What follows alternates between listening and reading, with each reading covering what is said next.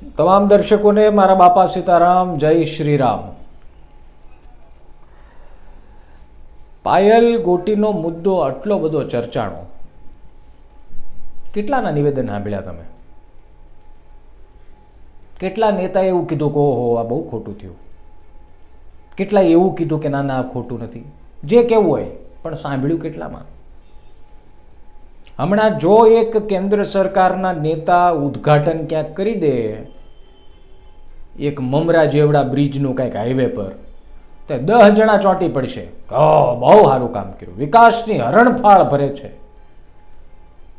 પણ જ્યાં બોલવાનું છે ત્યાં કેમ મોઢું બંધ થઈ જાય છે? મોઢામાં મગ કેમ આવી જાય છે? જ્યાં બોલવાનું હોય ત્યાં, જ્યાં અન્યાયની વાત આવે ત્યાં ક્યાં જાય છે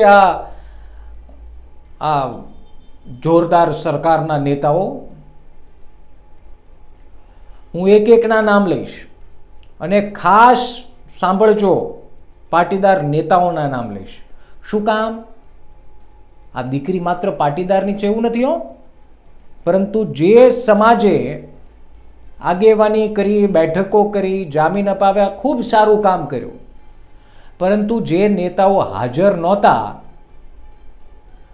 જે નેતાઓ સમાજના નામે મત માંગવા હાલી નીકળે છે, હવે એ નેતાઓ ચૂંટાઈને ગાંધીનગરમાં એસી કેબિનમાં બેઠા બેઠા કેમ બોલવામાં શરમાય છે?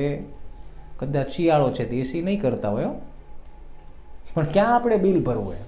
હાલવા દો. નમસ્કાર, હું છું નિશિત, આપ જોઈ રહ્યા છો નિષ્કર્ષ.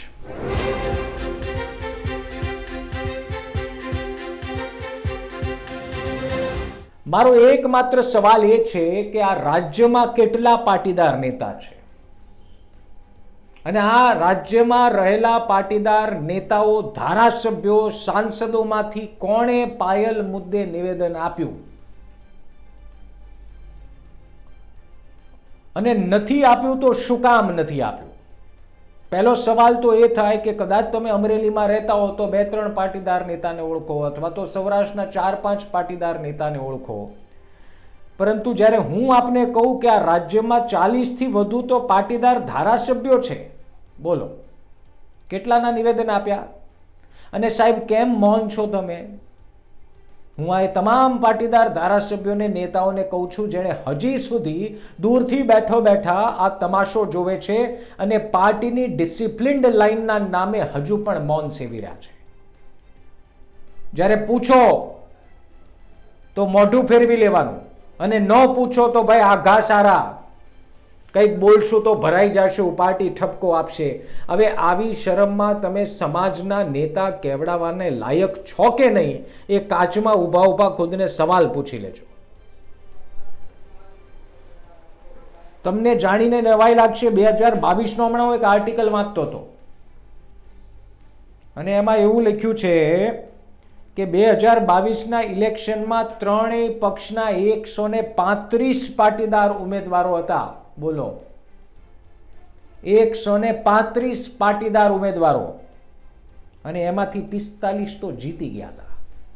એનો મતલબ અત્યારે પણ 45 પાટીદાર ધારાસભ્યો છે, મોટા ભાગના ભારતીય જનતા પાર્ટીમાં છે. હું નામ કેટલાક યાદ આવે એમ લેવાનો જોઈને ટ્રાય કરું. અને પછી જો તમે આ વિસ્તારમાં તમારા ધારાસભ્ય છે ને તમે જો પાટીદાર છો તો હામી છાતીએ સવાલ પૂછવા જાજો કે પાયલ મુદ્દે તમારે શું કહેવું છે સાહેબ, કેમ નથી બોલતા? પણ નહીં બોલે. શું કામ નહીં બોલે? કેમ કે બોલે તો પાર્ટી ઠપકો આપે કે ભાઈ આપણા જ કરેલા આપણને હૈયે વાગે છે, તો આપણે આમાં બોલવાનું થાતું નથી. કદાચ કોંગ્રેસ અને આમ આદમી પાર્ટીના નેતાઓ તો બોલી લેશે, પરંતુ ભારતીય જનતા પાર્ટીના નેતાઓ કેમ બોલતા નથી? હવે આપને કહું, 45 ધારાસભ્યો પાટીદાર સમાજમાંથી ચૂંટાયા, 45, એમાંથી કેટલા ધારાસભ્યોના નિવેદન તમે સાંભળ્યા? આ 45 ધારાસભ્યોમાંથી મોટા મોટા નામ લો. ભુજના ધારાસભ્ય છે કેશવલાલ પટેલ, નથી બોલ્યા. ઊંઝાના છે કિરીટ પટેલ, નથી બોલ્યા. વિસનગરના આપણા આરોગ્ય પ્રધાન ઋષિકેશ પટેલ, નહીં બોલે. મહેસાણાથી મુકેશભાઈ પટેલ નહીં બોલે, વિજાપુરથી રમણભાઈ પટેલ હારી ગયા પણ એ નહીં બોલે, ગાંધીનગરથી જોઈએ રીટાબેન પટેલ, માણસાથી જયંતિભાઈ પટેલ, વિરમગામથી હાર્દિકભાઈ પટેલ, ઘાટલોડિયાથી આપણા સીએમ ભૂપેન્દ્રભાઈ પટેલ, નારણપુરાથી જીતુભાઈ પટેલ, ઠક્કર બાપાનગરથી કંચનબેન રાદડિયા, અમરાઈવાડીથી ડૉક્ટર હસમુખ પટેલ, સાબરમતીથી ડૉક્ટર હર્ષદ પટેલ, દસક્રોયથી બાબુ જમના પટેલ, ધ્રાંગધ્રાથી પ્રકાશ વરમોરા, મોરબીથી કાંતિ અમૃતિયા, ટંકારાથી દુર્લભજી દેથરિયા, રાજકોટ સાઉથથી રમેશભાઈ ટીલાળા. આમાંથી કદાચ કોઈ બોલ્યા હશે. આવું બધા પાટીદાર ધારાસભ્યોના નામ લઉં છું, પાછાની અંદર કમેન્ટ ન કરવા મળતા કે આમને તો અમે સાંભળ્યા છે. જેતપુરથી જયેશભાઈ રાદડિયા, ધોરાજીથી મહેન્દ્ર પાડલિયા, જામનગર રૂરલથી રાઘવજી પટેલ, જામનગર સાઉથથી દિવ્યેશ અકબરી, તો હજી હે ઘણા, જુનાગઢથી સંજય કોરડિયા, ધારીથી જેવી કાકડિયા, અમરેલીથી કૌશિક વેકરિયા. હાલા કૌશિકભાઈનું નામ આવ્યું, બોલો કૌશિકભાઈ તો ક્યાંથી બોલે, અને ન બોલવું પડે એટલે ગાયબ છે. લાઠીથી જનક તળાવિયા, સાવરકુંડલાથી મહેશભાઈ કસવાલા બોલ્યા હતા. હું ભાઈ મહેશભાઈ કસવાલા હું કામ બોલ્યા હતા? બચાવવું તો પડે ને. મહેશભાઈ પાછા રાજનીતિ કરવામાં ભરાઈ ગયા હતા. અમે પરિવારના સંપર્કમાં છીએ, પરિવારે કહી દીધું કે અમારો કોઈ સંપર્ક કર્યો નહોતો. પરંતુ જે પાટીદારોની બેઠક થઈ ને એમાં ઘણા બધા નેતાઓ હાજર હતા, એમાં મહેશ કસવાલા પણ હતા. આણંદથી યોગેશ પટેલ, પેટલાદથી કમલેશ પટેલ, સોજિત્રાથી વિપુલ પટેલ, નડિયાદથી પંકજ દેસાઈ, વાઘોડિયાથી અશ્વિન પટેલ, માંજલપુરથી યોગેશભાઈ પટેલ, કરજણથી અક્ષય પટેલ, કામરેજથી પ્રફુલ પાનસેરિયા મંત્રી સાહેબ, સુરત નોર્થથી કાંતિ વલર, વરાછાથી કુમાર કાનાણી, કરંજથી પ્રવીણ ઘોઘારી, ઉધનાથી મનુ પટેલ, કતારગામથી વિનુ મોરડિયા, પાટણથી કોંગ્રેસના કિરીટભાઈ પટેલ, ખંભાતથી ચિરાગભાઈ પટેલ, માતરથી સંજય પટેલ. જો આ બધા આમ આદમી પાર્ટીએ તો સૌથી વધારે પાટીદાર નેતાને ઉતાર્યા હતા, સૌથી વધારે. એમાં વિસાવદરથી ભાઈશ્રી જે તે સમયે ભૂપતભાઈ ભાયાણી જીત્યા હતા, અને ગારિયાધારથી સુધીર વાઘાણી જીત્યા છે. કહેવાનો મારો ભાવાર્થ એ છે મિત્રો કે આ બધા નામ મારે એટલા માટે લેવા પડ્યા કે આ બધાએ જ્યારે ચૂંટણી માટે ફોર્મ ભર્યું ઉમેદવાર તરીકે, ત્યારે બે હાથ જોડીને જે ગામમાં નીકળ્યા હતા મત માંગવા માટે, આહા, તમને યાદ જ હશે. મારે તો યાદ તમને હું કામ કરાવવું પડે છે? કેમ કે આવું કંઈક થાય ને, જ્યારે સમાજની દીકરી ઉપર કંઈક થાય, જ્યારે સમાજનો મુદ્દો આવે, ત્યારે સમાજના ગણેલા કેટલાક મોભીઓ છે જે મીટિંગ કરે નરેશભાઈ જેવા, અને એ મીટિંગમાં કંઈક નિવેડો લાવવા માટે પ્રયાસ કરે ને પછી કંઈક સારું સારું થાય, અને આઘા બેઠા બેઠા ડ્રામા જોવે આ બધા નેતાઓ. અને હું તો એવું કહું છું, નરેશભાઈ અને પાટીદાર સમાજના આ બધા અગ્રણીઓએ હાથ જોડીને વિનંતી કરવી જોઈએ કે ભાઈ, જ્યારે તમારે ટિકિટ જોઈએ છે ત્યારે તો અમે આડા ઊભા રહીએ છીએ, પણ જ્યારે આવું બોલવાનું આવે ત્યારે સમાજની દીકરી માટે બે શબ્દો તો બોલો. પણ તમારી માટે છે ને, જ્યારે આવા કિસ્સા બને છે ત્યારે સમાજ નહીં, ત્યારે તમારી પાર્ટી પહેલી આવી જાય છે. મત માંગવા માટે સમાજ પહેલા આવે અને પછી જીતી જાવ એટલે પાર્ટી પહેલા આવે. ઈ બીકે કે સાલી સત્તા જતી રહેશે તો શું કરીશું, મંજીરા વગાડીશું. અરે ભાઈ, સમાજ મોટો છે કે પાર્ટી? તમને નેતા તો આ સમાજ બનાવે છે, પણ તમે આ સમાજને ભૂલી જાઓ છો આવું થાય ત્યારે. જે ધારાસભ્યોના મેં નામ લીધા એમાંથી કેટલાક બોલ્યા હશે, કેટલાક નહીં બોલ્યા હોય. હું જનરલાઇઝ નામ બોલ્યો, પરંતુ જો ન બોલ્યા હોય ને તમારા વિસ્તારના ધારાસભ્યો હોય તો એના સોશિયલ મીડિયા પર જઈને કમેન્ટ તો કરો, ખબર તો પડે. અને બીજું, અમરેલીમાં આટલું બધું થઈ ગયું, ક્યાં ગયા અમરીશ ડેર, ક્યાં ગયા હીરાભાઈ?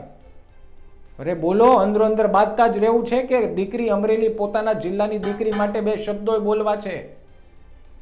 અરે હું તો એમ કહું કે બચાવમાં તો આવો, રાજનીતિ જ કરવી છે, કોઈ વાંધો નહીં, પણ આવો તો ખરી. પણ નહીં આવો તમે.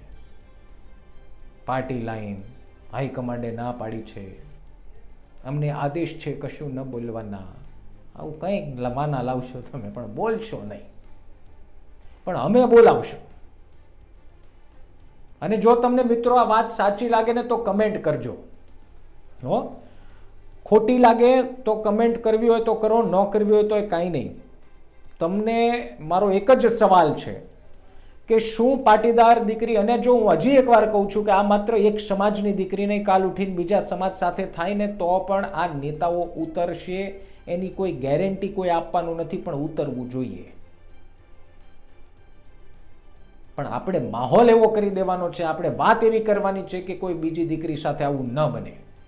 પરંતુ જ્યારે પહેલી વાર આવું બન્યું છે ને પાટીદાર દીકરી સાથે બન્યું છે, તો પાટીદાર નેતાઓએ કમેન્ટ કરવી જોઈએ, કંઈ બોલવું જોઈએ કે નહીં.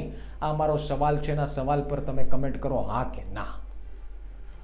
અને જો તમને ના લાગતી હોય ને તો એનું કારણ આપજો કે શું કામ ન બોલવું જોઈએ. છોટા ઉદયપુરના છેવાડે કંઈક ઘટના ઘટી જાય તો ગાંધીનગર અને અમદાવાદ બેઠા બેઠા જશ લેવા માટે કેવા તમે બાઈટો આપી દો છો મીડિયાને. અને એવા બાના તો મહેરબાની કરીને ન લાવતા કે પત્રકારો અમને પૂછવાનો આવ્યા. જો સાહેબ તમારે બોલવું હોય ને તમારા સોશિયલ મીડિયા પ્લેટફોર્મમાં બોલીને અમને મોકલી દો. ગુજરાત તકને છાતી ઠોકીને કહીએ છીએ ચલાવીશું. પણ તમારે બાના જોઈએ છે. બાના કાઢવાનું બંધ કરો.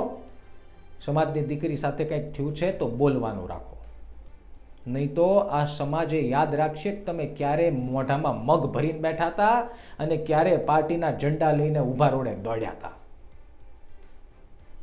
વાત કડવી લાગશે પણ સાચી છે.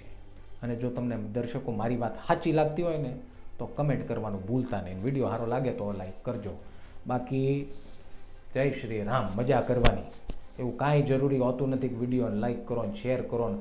તમને સાચું લાગશે એટલે મને અહીંયા દિલ ઉપર વિશ્વાસ છે કે સાચું લાગશે એટલે 5 જણાને તમે મોકલજો.